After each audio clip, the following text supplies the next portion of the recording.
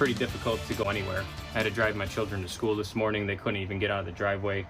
Every time a car goes by, it floods up into our garage. So yeah, quite the disaster. Good evening, everyone. Melting snow and more than an inch of rain is turning some already soggy parts of western New York into a real mess tonight. Many tell us that they're dealing with several inches of water in their yards, in their roads, or worse yet, even in their basements. Dylan Morello traveled across western New York today, talking to neighbors about how they're dealing with these horrible conditions. Dylan. Dave and Kelsey, high water has been an issue across the area today. I'm currently at Fisherman's Landing off of East River Road on Grand Island, and I can tell you it's dry here, but that was not the case for neighbors further inland, also in Niagara Falls, as well as the Buffalo area. My shed's underwater, swing set's underwater. I went out there to clear a drain, and it's thigh high. On River Road in Tonawanda, flooding caused the roadway to be shut down. Officials once again reminding people to never attempt to drive through standing water. As the saying goes, if you see high water, turn around, don't drown.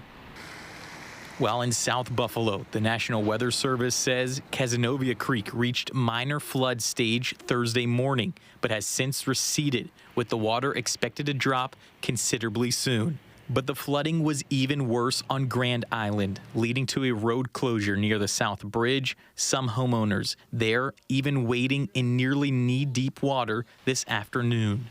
Every time it rains, our backyard gets a huge pond, almost up until these pine trees, and there's a stream that goes down here every time. But this, when we had, last time, like I said, it was July with the rain.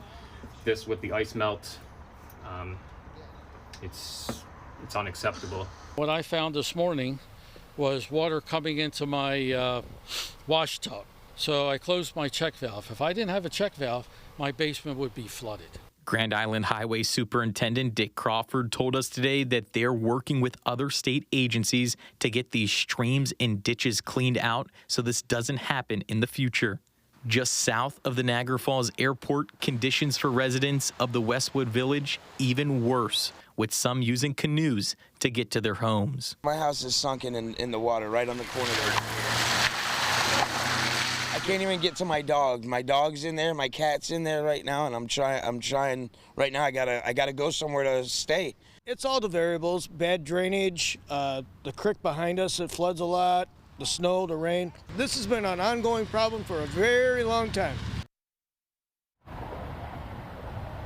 So once again, a scary situation for residents. If you or a loved one is still dealing with rising water conditions, we would love to hear from you. You can contact our newsroom at newsroom@wivb.com. Reporting live on Grand Island, Dylan Morello, News 4.